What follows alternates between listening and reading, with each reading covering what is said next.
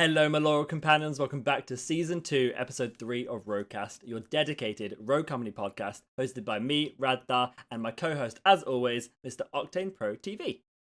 Welcome back, everybody. How are you doing, my good friend? Doing good. I'm You- ready to go. I feel like it's two shows in less than a week and a half, so I'm loving it. It does, and always fun. I said, RogueCast, big passion project of mine. You obviously do your podcast and things. You got a lot of experience, and you know we always chat and have a good time. So hopefully the viewers think so as well, and I think they do from the comments. But you want to share a little bit about something like with what's new with you in Rogue Company a little bit. Some stuff you're going through ranked and stuff. You want to share that? Yeah, definitely. So this past week, played a decent amount of Strikeout in there. Nice. Got some Wingman in. Really loving Wingman. Playing with Kestrel in Wingman has been a boatload of fun. Doing a lot of Kestrel and Dahlia combos. I've really Nice. enjoyed. And then on top of that, as we were talking about prior to the show here before we started recording, I right after the show I will be doing my last four placements. So I only do ranked once a week just because as a content creator I schedule that on every Friday. So today's Friday that we're recording this. So directly after the show, I'll do my last four placements, and then we'll have a little more to talk about in the last show regarding just kind of how we're feeling that out a little bit and how that's going. But what about you? What's new with you, especially with Rogue Company? Yeah, so I'm obviously still in that competitive mindset. So it's Friday today, as you said. So tomorrow is Saturday, and that's CMG qualified number 2. So we have to go place That's pretty well in exciting. that. Yeah, so literally was scrimming before this, immediately after the show. I'm scrimming after this, just trying to get Awesome. as much of that done as possible. But actually, very quickly, slight tangent from my plan. I want to talk about Wingman real quick, just very simply Okay. because we haven't mentioned it yet on the show. Yeah. Obviously, we've had Wingman Strikeout for the past few days, Yep. and now they brought back Wingman One Life.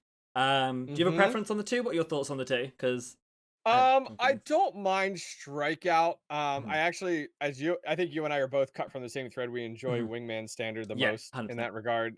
So I do enjoy that the best. But outside of that, Wingman Strikeout's not bad. The Wingman One Life, it's okay. It's kind of a weird hybrid. I like that we're kind of doing these limited time modes more and more Yeah, now, which is great. With sabotage built in there. But no, I do enjoy Wingman. yeah.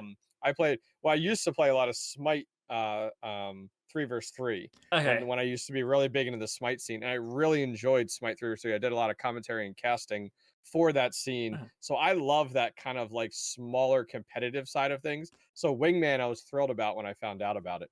But what about you? What are your thoughts and feelings on this kind of Yeah, one no, life mode? I'm the same boat. Wingman Standard, Wingman One Life is absolutely like the one I love, because opposed to the Strikeout. They did change the Yep, Strikeout actually. For those of the audience who do not know, they added more tickets.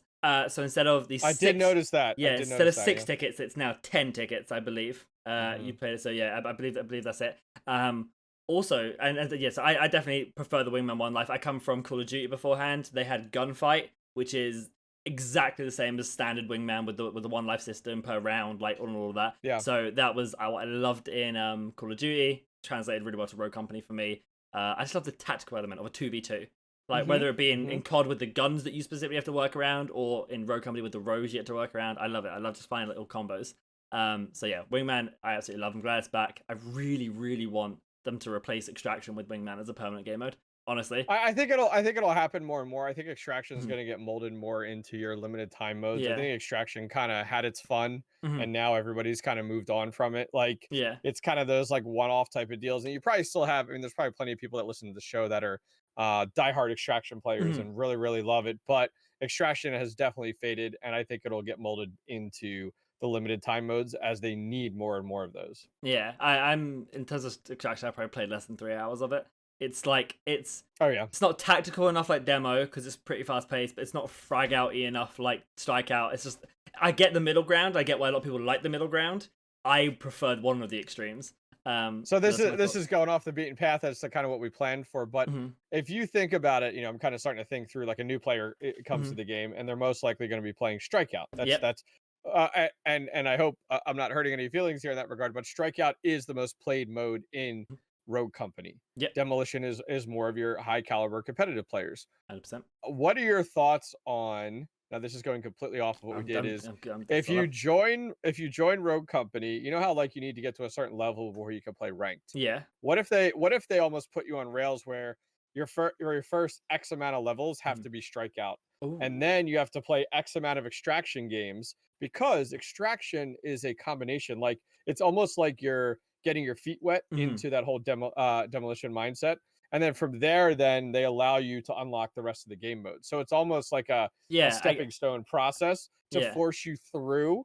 What are your thoughts on that? I get what you mean, because I know a lot of games do stuff very similar in terms of Mm-hmm. like unlocking hardcore mode, for example. You can't do it Yep. to a certain level. I Mm-hmm. I like the theory, but I don't know whether it's just me as a player. I like to have Mm-hmm. everything open because Sure. I want to Absolutely. choose, Yep. or whether I just don't agree. I don't know. I'm personally I would say no, but I don't know if that's just me being like stubborn. Sure. You know what I mean? Like Yeah. to like I Yeah, like I'm having thinking, access to and all I'm three. thinking more from the and I'm thinking more from the new player Hmm. aspect. Like as a new player, if you have a new player come on and play the Hmm. game, you know, push them towards that strikeout to learn the characters and to learn, Yeah. timings and all that Hmm. types of stuff and counters, which is huge. Of And course. then kind of push them into extraction, then Hmm. push them in. So, which is a thought. Yeah. No, I'd I be like it. interested. Actually, building Yeah. on that slightly, because I think it's content. It's probably our job to also recommend that. That was what I would absolutely recommend is go Strikeout, Extraction, and Yeah. Demo in Yep. its current life Yep. cycle, then Ranked. But I think, and I don't think they do this because it's been so long since I did it. They should force you to play the tutorial. 100%. Force you, 100%. like Yeah. you are locked into it. It's Yeah. like even if you like play the game and make an alt account, like I'm going to for Mhm. one of my Smurf series. Mhm. It's 5 minutes. It's like, I used to run through that to warm up my aim before shooting range was there. Do you know they have like the Yeah. targets? Yeah, that's like Yeah. proper OG. I used to run through the initial part of that Yeah. and practice with guns in the tutorial to warm my aim. So it's Yeah. really not that They long. could they could definitely increase, I think, like the value of that Mhm. new player experience. Yeah. Instead of doing that, it's almost like think of it in stages. Like you have to do X amount, so you have to finish the tutorial. Great, you get your. It's almost like think about like a checklist that comes Mhm. up when you start playing Rogue Company. Your first check is the tutorial. You have to complete it. Yeah. Then maybe you go to like practice Strikeout, That would be and you have good. to complete Yeah, yeah. and you have to complete 5 games of practice Strikeout. Great. Now you move on. You have to complete 5 games of regular Strikeout, and then like 3 games of Extraction. I feel like think of a player that did all that and they come out of Extraction. It would be much more enjoyable getting into a pub lobby with somebody like that versus somebody who Yes. booted the game right now and it's their first game and they're jumping into Strikeout. 100%. I do not like going against level ones. I do not like Mhm. playing with Mhm. them. I do not like playing against them, because especially against them, Yep. because it's like, I'm level 378, I think. You're not what? Like Not 500 yet? Come no, I on. know, You're I'm slow, slacking. slow, but there are like people who have like almost 2 accounts at level 500, like they're working their way up for it, and it's like Yeah. there's no level one enjoys that. No one level one is gonna enjoy coming up against me and be like, huh? I can't even Yep. move. Like roll, there's a roll Yep. button, shoulder swap, like and then I'm there like just like Yep. moving around as Lancer, like sliding like what's happening? So yeah, no, I agree. Some sort of like better initial player experience would be pretty cool. I like the Mhm. idea. I like the idea. I think they could definitely tweak something to make that work. I'd be interested if they do it though. Yeah. As time goes on. Although as someone who would eventually make a Smurf account, I would cry because Yeah. would not Yeah, want you'd to have do to go through that. it. So yeah, we'll see. But no, other than that, news came out this week. Of it's not been a lot of news like the previous weeks. Obviously, no big patch that came Yeah. out or build up to a patch, but there was a small leak information drop on the new potential rogue, and I believe it will be the next rogue, Seeker. And you and I Mhm. spoke very briefly about it beforehand. But for those of the audience who don't know, I'll just give a bit of summary. He is a Olympic champion in terms of the law. He's an Olympic champion archer, so with a bow and arrow. And that is what his main ability is going to be focused around, is that bow and Yeah. arrow. Yep. And so he very much fits into the mold of Rogue Company. There's some lore with him and Jackal. He's meant to disrupt for the new map. He has something to do with the new map and stuff. I'm sure I'll put a link to a video that will help explain it down in the description below as well, if you want a bit of further information. But essentially, we have a bow and arrow character coming to Rogue Company. We don't have any information on how the bow and arrow is going to work, really. Yeah. I believe from the files, it seems that it's going to be some sort of charge time. So there should be damaged increase over charge time. So the longer you draw like it the back. longer you hold it back, yeah. Exactly. I don't know what's going to do. Will it do damage? Will it be explosive? Will it be incendiary? Will there be different options? Who knows? But I'm very interested to see how it goes. Again, we don't know really anything other than that, other than an image of his character design as well, which I was a little bit disappointed with. I don't know, just kind of seemed a bit like, eh. But he's mostly been compared to Sova from Valorant, which I said I played very little bit of Valorant, but basically, it's very similar bow and arrow character. What are your initial thoughts on the idea of a bow and arrow rogue in Rogue Company? Well, it's very I think we naturally go to like, oh, it's like Mhm. I literally played Overwatch last night because I haven't Okay. played Overwatch in years, Yeah. and I played Hanzo, Mhm. so I'm just comparing it to that. So for the audience, so that they understand, it is not like having a new weapon, like No. a primary Yeah. weapon that they're using. So that's not in the game. It's not like they have No. a tactical military grade type of deal. What this is more of a ability base. So I have seen the most comparison to Dima with his grenade Yes. launcher for Yeah. his ability for the mirror. So in that regard, you think about it, he's I'm not really sure what weapons they're really going to gravitate him towards. Mm. We haven't really gotten a lot of information regarding what type of character he's going to be. But in that regard, I've seen a lot of comparison with Dima. So he's going to have some type of primary and secondary. And then Yeah. this is just the ability. So with that in mind, I think a lot of people naturally get excited about like, oh, they're adding a bow and arrow to the game. This is so exciting. It's like, Yeah. yeah, but it's just the ability. Like Yeah. it's this could be any weapon Mhm. that it could function in that mentality. That Mhm. being said, I'm excited that they're starting to get a little more creative with Yes. these. I was talking to Radthar before the show. I'm like, I haven't seen any video on Mhm. this, but I saw Die Hard's Yeah. video, which I think everybody has in that Yeah. regard. And I was like, I don't know where this content's at. And he let me know somehow it came out from Epic. Yeah. I don't know if it was an accident or if this is a natural teaser Mhm. in that regard to show something coming soon. Because from my perspective, I'm always like, all right, Scott Gotti didn't come out with anything, Yeah. so It wasn't mentioned it on Twitter. It wasn't mentioned on yeah, any of their official Twitter. From yes, what I saw. yes, but yeah. So Yeah. in that regard, that's my thoughts and feelings on it. What are your feelings having this So, mechanic in the game? yeah, I like the idea.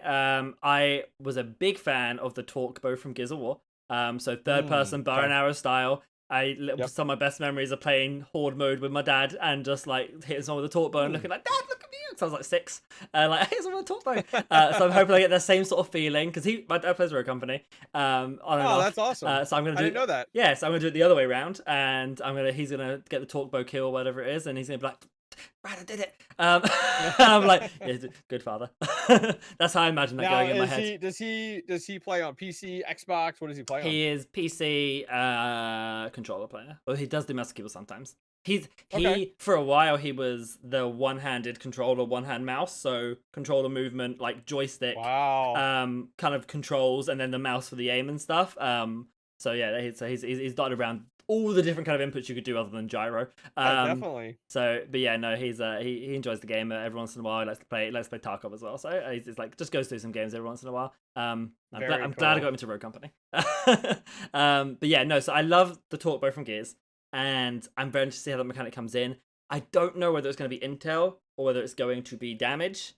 My Mm, initial thought is it's gonna be an intel based ability rather than a okay. damage dealing ability, but there's no basis for that. It's just a thought. Looking at the Mm. cycle of rogues that we have, we've been given another support, we've been given another breacher, we've been given another duelist, we get another sniper. The So you're only thinking more of like a Dallas type of mechanic where it's like kind of a visibility type of thing. like a Talon sort of mechanic, very Yeah, similar to yeah, Talon. I don't know exactly how that yeah. works because you can't Mm. just steal Talon's passive, obviously. Yeah. Ability. Is it a camera? Is it like a hey, there's a camera here now, like sort of thing, like and I can access the camera? Ooh. Is that Okay. is that too complicated for Rogue Company as it stands? Hmm. Yeah. Like do you fire it and then use the ability and you get like a little glitch radar where you can see? Like that's kind of what I'm thinking Or maybe. it's like a picture in picture, like all of a sudden a little screen pops up in the bottom Yeah, corner. exactly.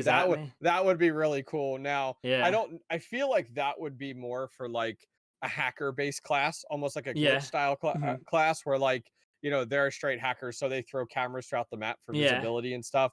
That would be hmm kind of cool, but is that how I mean, I guess that would be impactful for like hmm flanks and stuff like that. yeah, You would place them in flank 100%. Yeah, positions, which would be really cool. Or you look at classes that do like trip mines, yeah, or something like that, like trip detection. So you hmm know somebody hit it. But yeah, I don't know. I'm definitely excited to see what direction they go with it. yeah. It caught me off guard because I was like, wait, I feel like Kestrel. We just found out Literally, about yeah. Kestrel. Now they did talk about, and based off of the 1 year pass, it's 8 rogues a year. hmm So that means 2 rogues a quarter. Yep, So that means we're overdue for it because we are mid-February. But yep, if you release another rogue now, they're most likely not coming out with one next month. So yeah. then in April could be the next time We that we're get another getting our next rogue. rogue. So it Yeah, seems a little aggressive, but if they tease it now and it comes out beginning of March, that makes sense. it Like, does. Yeah. you know, So yeah, I Yeah. think it lines up very well with the 8 rogues a year. Yeah, no, I think so too, and I'm interested to see exactly how they play. I want more information though. That's the problem with teasers, is it just fuels me for information. And Yeah. another a slight tangent based off some of that, because I said a word and it triggered me a little bit, is lore. Um, I am a massive proponent for lore. I love lore. I think it's great for the game. They've added a lot with Jackal. There's been a lot of talk about the director coming to Rogue Company Mhm. based off that Mhm. Kestrel cinematic, and Mhm. talk about to the director. What are your thoughts on lore? You want more lore? You don't really care? What's the feel? So so high res to me has always had a challenge with lore Hmm. where it's always, like how are they adding it? So I have a few thoughts there. Hmm. Either I love to see more lore with a combination of short cinematics and in-game environment changes. So Okay. like you see it with map changes and stuff like that. Like I Yeah. love that type of lore. If you're not a big shop like a Blizzard, so you're not Hmm. putting out like these 5-minute cinematics, which they're Yeah. not like, and it's just too costly. Yeah. So I would love to see them do more with the maps. Hmm. That so like the maps are affected by the lore that occurs through short cinematics, and that's very similar to like how the Overwatch direction went, where granted it's Blizzard, but Yeah. they decided to do like cinematics were going to be their avenue and then some in-game changes. So Yeah. I would love to see that a little bit. I think we're going to get a little more backstory and lore Hmm. with the new map with the hollows and such. Yes. Yeah. And we're very interested. A lot of people have been talking about like this new mode they're associating with it Hmm. based off of the quarter one or roadmap. Yeah. So there could be some lore in there too. Lore is never really a strong suit with high res at like uh beams with that lore. So yeah, we'll see what happens. What are your thoughts with lore? What do I you gravitate towards? I love stories. I've always loved stories in games. My favorite games are always story driven, and obviously Rogue Company is up there as my favorite games, but it falls short just because of the lack of story. And Hmm. that's where why I want some lore. I don't mind how they do it. I don't mind if you just unlock that bio section in the player profiles, in Hmm. the rogue profiles. Unlock that. Tell me what's in there, and I'm happy. I can Yep. explore. I can think. I can. My mind can wander, and it's like, and as Hmm. a content creator, that's content. Like I would Oh, 100%. I 100%. would love to do like another podcast or something like that, or just Hmm. like a series. It's just me sitting down. I'll put a nice warm environment on, we get a fire going on that back TV Look at there, you. and I'll Old just man sit there. Radthar. Old man We'll get a Radthar. row company book. Like, so the story of Seeker. I'll put on my old voice and we shall read some Uh-huh. stories. All And right, you English Lord of the Rings man. I hear you. exactly. That's the kind of stuff I'm interested in. That's why I want it, because it's beaming, just like Yeah. just Yeah. there, and it takes like one small department to sit and Yep. think and weave it all together, Mhm. and do it. And if they're really struggling to find people, I'll do it. I'll do it, Scott. I'll Mhm. do it. Please let me. It's like He's got the accent, so you're good. You're halfway there. exactly. I just think my voice over like a cinematic would be great. A story based cinematic, I think it's Mhm. great. Great. But yeah, no, I'm very interested in lore. I definitely want to see it. But you mentioned there that seems to be a struggle with high res. Talk about some other potential struggles with high res. This came up on my stream earlier, and I thought it'd be good for us to Okay. discuss. It's just this why Rogue Company hasn't blown up as such. Mm. Okay. And me and Stream were talking a lot about it, and we were talking a lot about marketing strategies, Mhm. particularly focusing on getting big content creators to come in and promote the game and Okay. play the game, and after making videos on the game, and Doctor Disrespect, that massive collab, 100 Thieves, that massive collab, and then just Mhm. like Tim the Tatman, things like that. Mhm. And I want to talk to you about it because obviously you have so much experience with high res, and I'm looking at it from a content creator perspective and businessman Okay. perspective. Yeah, great topic. Do you think they jumped the gun too early with the marketing in terms of putting all that Mm. money towards big streamers to do that? Because that's my thoughts, but I want to gather Yeah. your thoughts. What do you think? So for those of you guys that are newer, I let's guess say yeah, you let's just take it back. start. Yeah. Yeah. So let's give you a little backstory there. So um, in previous games, High Res Studios has always launched their own esports league and environment for competitive scene, and they've dumped a ton of money into it. I came from Realm Royale previous to Rogue Company, and they did a 10K every week, and they hosted it. They did the production, they did the tournament, they did the prize pool, and there were even a few from Keemstar, who is a YouTube, Twitter, I guess you'd call him a personality. Mhm. I call him a drama queen, but still, he put up $200,000 tournaments. So there was a lot of money in Realm Royale. This was all before there was a spectator client, and they had some hodgepodge like spectator methods. Mhm. Anyways, that injected the scene with kind of this fake growth. Okay. 104,000 concurrent people was the biggest it saw on PC, which is phenomenal. Like that's crushing it. Mhm. Unfortunately, Realm has come and gone. But that being said, when they got into Rogue Company, I was talking with their business development director, or no, I'm sorry, VP. He's a VP of high res Mhm. and their business. I've done an interview on my own YouTube Yeah. channel with him, and we talked a lot about some of these questions on kind of the marketing strategy pivot with Rogue Company and why Rogue Company they decided to go a different direction. So looking at a longevity of a game, where does that come from? And that comes from account creation and then consistent concurrent players. Mhm. So for them, think about it. You take all this money, and this is what people are asking for now. And me as somebody who's been in the scene for a while says, please don't do this. Yeah. Is have high res start hosting tournaments, Mhm. because what happens is you get this fake inorganic injection of growth, and it's just for the competitive side. The second those tournaments stop, those people go away and Yeah. they go back to other games. And that's exactly what happened in Realm Royale. Look at Paladins. Paladins this year, they decided to pull back on the competitive scene entirely in Paladins and pretty much entirely disrupt that entire Mhm. scene for 2021 for competitive Paladins. Now everybody's like, where do we go? Because we've been dependent on the developer. So that being said, looking at Rogue Company and the marketing strategy with Rogue Company, it is okay, well, where do we put our marketing spend? And where we saw this, and a lot of you guys who are newer to Rogue Company don't know this, they put a ton of money into Dr. Disrespect, Mhm. the Ninja, Tim the Tatman, Courage JD, Summit, Josh OG. They did a boatload of sponsored streams over a 6-week period when it was closed beta.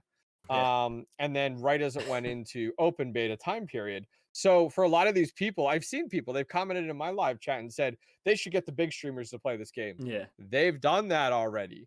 The challenge is the big streamers played the game and they didn't come back. Yeah. Like they decided to go revert back to where they were.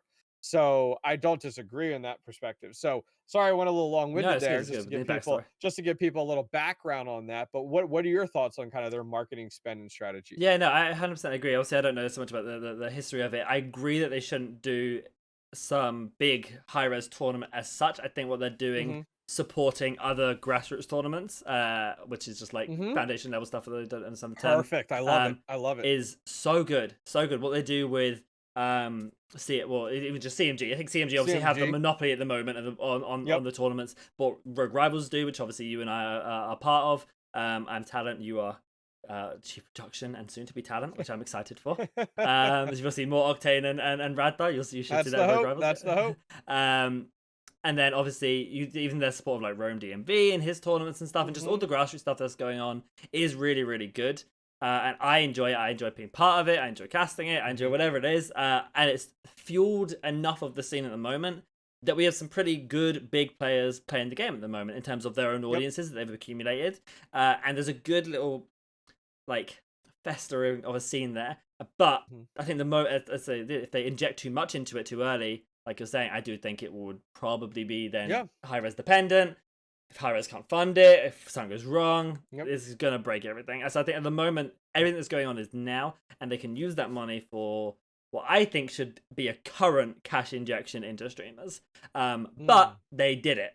They did it in closed beta, as you said, just leaning into open beta when there wasn't a rank scene. And this is what I've said to everyone who asks: is it's a great idea to do that. When they were getting big content creators in, people came back to me a lot as well as a small content creator for the game who was so loyal to the game and said, well, you know, wouldn't you want them to give you that money and promote you? I'm like, yes, I would love that. But what is that going to do for them? I'm already creating content. I'm already, you know, promoting it and trying to get people to play it and trying to keep the community we have here and engaged. They need those bigger audiences. You know, you get Drifter to put out 2 videos about rogue guides, who is so renowned in the Call of Duty scene. That's going to bring players here. I actually commented it on his video. They did that, and I said, really? Okay. yeah. So I watched it entire, and I commented. And I said, hey, look, I'm a rogue YouTuber. I've been playing this game for a really long time now.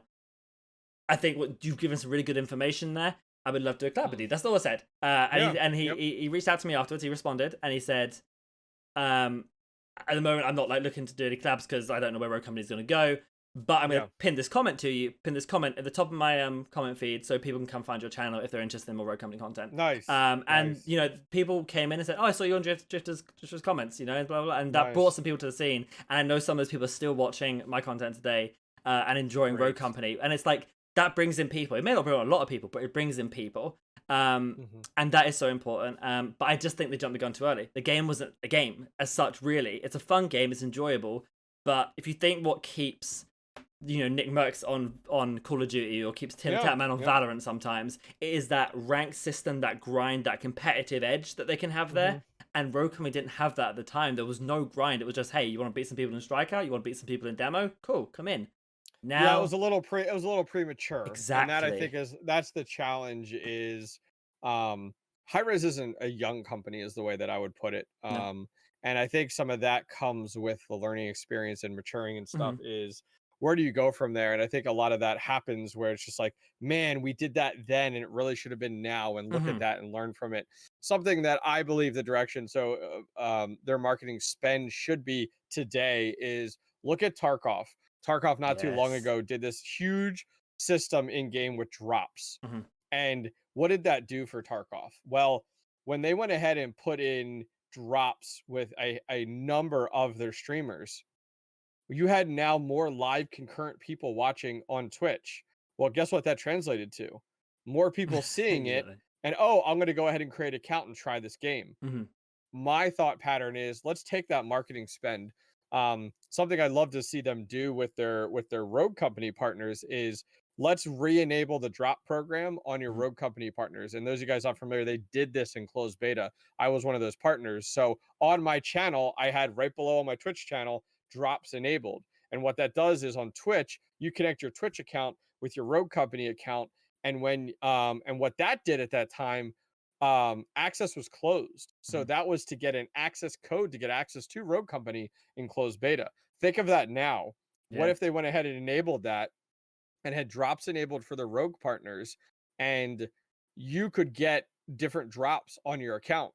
All of a sudden you're like, wow, I got this gun skin, or I got this glider. It's like all of a sudden now you give people more of a reason, and all of a sudden our Twitch numbers grow, so more visibility and more people check it out. It's the same philosophy behind grabbing a Dr. Disrespect and having him stream the game for X amount of time. But now what you're doing is, I would consider your Rogue partners more of your foundation and structure of your game. And that's what you need to thrive. Not just these fake inorganic injections. I mean, it's phenomenal if Dr. Disrespect streamed the game when he's got a bazillion people watching him and watch his VODs and stuff like that, and you get some of his community. But I'd love to see that. What are your thoughts on that? I 100% agree. I think and it's weird because again, I'm a Rogue partner as well. Just I kind of feel like I don't want to say like, oh yeah, I would love to like have a bit more engagement from them. Of course I would. It would help grow my channels and stuff. But I agree with you. I think it would really grow the community as such, because you said with the foundation, I agree. We keep the game alive, right? Our content, when somebody's not playing, they can't get to their computer, they can't play the game, can't get to their console, but they're just sitting at home between classes, and they're like, okay, mum and dad won't let me play. Oh, let's just watch Radthar. Let's just watch Octane. Let's just watch, let's watch Frag Out and slay some people in a tournament. We keep the scene alive. We keep the game alive in the way we do it. So it would be great to have that, keep that going, just keep more and more drops. I think that's a fantastic idea. I said I've never had drops enabled in my thing. I wasn't a partner at the time. But I imagine it was probably a really good thing for viewer injection and for the scene. And I would love to see it come around now. Even just like more Rogue Company main page tweets about some streams, even if it's not regular, even if it's just a cycle of, hey, you know what, Monday and Tuesday these streamers stream, we're gonna tag them alternately. Just some more promotion for the entire Rogue Company partner program would be great, honestly, because I think it would just help us again find new content, find more things, be new. Every time you see a new content creator that you like, the game feels new again because they play it in a different way. I'm not a competitive player. I play with my viewers all the time, similar to how you do, and so you get to like talk to us and meet us and have fun with us. And that's just so great. So yeah, I definitely agree. That would be a really good direction for them to go. And who doesn't love free skins? Who doesn't love free skins? That's Okay, right. you know. I mean, it's definitely one of those challenges because it's like, okay, where do you put your money? Do you put it Mhm. into esports? And there is a small percentage, but the loudest, most outspoken people Mhm. that say yes. Look, pay salaries. And it's like, come on, Yeah. what world are you on? Like that is not Mhm. realistic. And then on the opposite side, it's like, okay, do we spend our money on these big streamers because we want to see them play, but for a few days and then they're gone, Yeah. or do you put it here? So I think that's definitely a big challenge for them. 100%. And it's a big change for us. It's a big business decision where you decide Hmm. to do that and stuff. And I have faith that Rogue Company will still find its niche within the gaming world.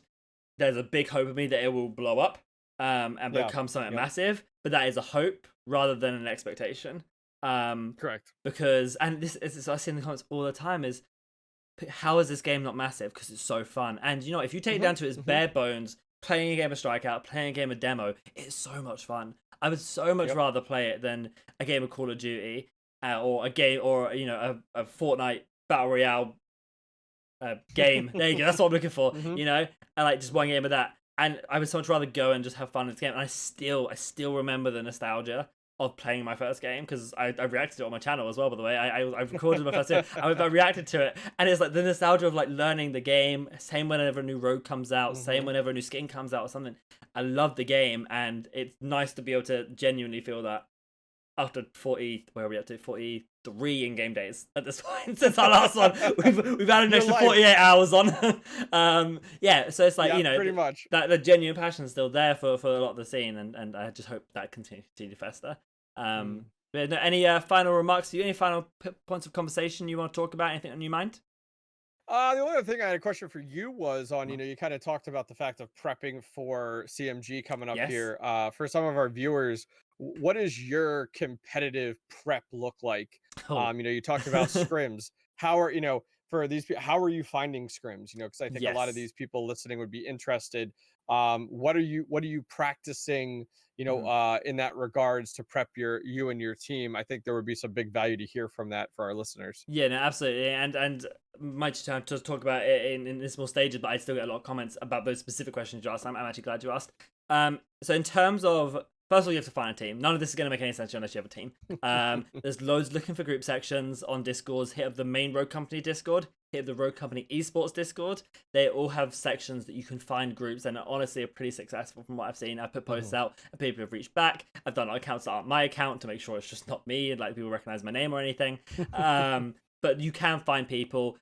Other Discords, I don't know if your Discord has a looking for group section. It Mhm, might, mhm. mine does, and like there's so many Discords that are Rogue Company focused that you can find people to want to play with. Jump in Twitch streams as well, by the way. Ask Mhm. the content creator or the people in chat will direct you somewhere as well. There's lots of good avenues to find people to play with, or just grab people that you find in matches. Honestly, be like, here, friend, add you, get in comms. Hey, how are you? Build some friendships. It happens. Yep. But yeah, Yep. that's absolutely a great way of trying to find a team, and from there, so I am a full believer if you're preparing for a competitive play like the CMG tournaments, you want to be scrimming. Like ranked is a great Mm. middle ground, and I think the Yep. matchmaking is decent at the moment. Honestly, from mod playtime, I think the matchmaking is really decent, as long as it doesn't go over those 4 minutes. But honestly, it's different. It's mental. The difference is I will play Oh, really yeah. cracked players, like just Mhm. amazing players, and then I'll get like level 30s and 40s who have not played ranked Oh, yeah. before, and so it Yep. happens. Yep. But while ranked is decent and is a good feeler for your team on the early stages, you want to be finding scrims, which are scrimmages, which are basically matches of Mhm. your 4-man team versus another 4-man team in a custom lobby on specific maps that you decide to choose, Mm. and you test your strategies, you test your plays against people of similar, slightly worse or slightly better level. You don't want to go too far into the Okay. extremes. And that's what we do. We find people who want to scrim us. We again go to those same Discords I mentioned to find a team. Mhm. They normally have a scrim section as well, where you can ask for EU scrims, NA scrims, console scrims, PC scrims. They've really broken it down for you, especially the Rogue Company Esports Discord. And so yeah, you want to just scrim, play matches, and the big thing. And again, I put this out in a very recent video talking about how I'm preparing or some tips for preparing is VOD Mhm. review. And that is what I'm spending a lot of my time doing. Is we'll play these scrims and we'll record it from as many perspectives as possible, and we will go back and we will watch it meticulously. Mhm. We play it once through without speaking, like just a round. We'll go Yeah. watch a round without saying anything, so we can listen to the comms as well, because comms are a massive thing. And then we will discuss exactly what went wrong and how we can improve it. Is it a change in comp? That's awesome. Is it a change in specific strategies? Should someone have been watching an angle? Did someone just miss some shots? You know, breaking down exactly why you lost each round, or how even the winning round you could have done it better, is a massive, massive thing. So I definitely recommend VOD review if you're looking to be competitive. And then you go to tournaments. You hope you turn up. You hope you get a nice bracket and see how it goes. But yeah, that'll be my tomorrow. Is qualifying number 2. Qualifying number 1 was painful. You guys did good. I mean, you we gotta did be honest so with you. good. For your first one, We did good. You did, yeah. But Yeah, there's only room to improve. I think some of the things you mentioned were important. Like, I think a lot of our audience and a lot of players out there just play. We're just gonna play as a group as much as we can, and that's half of it. I think and I think you hit the nail on the head there was the VOD review and pointing that out. I think it also making sure that you have a mature audience that can accept criticism. Like, okay, that went really well, but hey, Jolly, you did XYZ. Yeah. It was a little over aggressive. Don't you think? Yeah, it was. Yeah. Versus people get so defensive. So I think the VOD review is extremely important and extremely valuable. And I think a lot of people put all their attention on, we just need to play more. Well, guess what? That's kind of half the battle, you could say. The other half is actually analysis, which 100%. I think separates the okay teams from the good teams. 100%. And like because we went before the first one, we were together for a week. It was a very much pickup team. Obviously, I played with micro and mains for a while beforehand, before my big break. But Brad came in fresh into our team, and the VOD reviews were the biggest thing that helped us improve. 100%, hands down. That and assigning a shot caller, because I'm a very stubborn man. Oh yeah, I'm a very stubborn man. No. Yeah, I know. And so is Mains, and so is Micro's less stubborn, but we're all 3 are good shot callers. We all like to make plays. We all like to assess the situation and do something. We had to pick out of the 3 of us who was going to do it, and we chose Micro to be that final voice. And that is important in VOD review and in game, and no matter what, we listen to that one person as a shot caller in game. Sometimes I especially when I'm Lancer, I might run off somewhere and do something slightly different. But you know what, and this is the best thing. Even though it works out 70% of the time, whatever I decide to do, right? I then immediately afterwards am saying, sorry, I shouldn't have done that. I should have listened to the call. Even if we win, every time it wins, that is exactly what I say. No, and that's true, and that's self-recognition, taking responsibility for that. I think the big one there for our audience to understand too is your shot caller doesn't have to be your captain. Your shot caller also doesn't have to be your person that's putting the most analysis into things. So keep that in mind. It's like this one person isn't the one guy that does everything. It is good to split up responsibilities, to have, hey, this guy and this guy, man, they are our analysis. They crunch the numbers. They review XYZ, kind of split up those responsibilities instead of thinking one person is best for all of it. Exactly. When it comes to VOD review, you're all part of that discussion 100%. Like, because people watch my channel, no, I break down everything. I'm analytical, I'm strategic, I can come up with plays.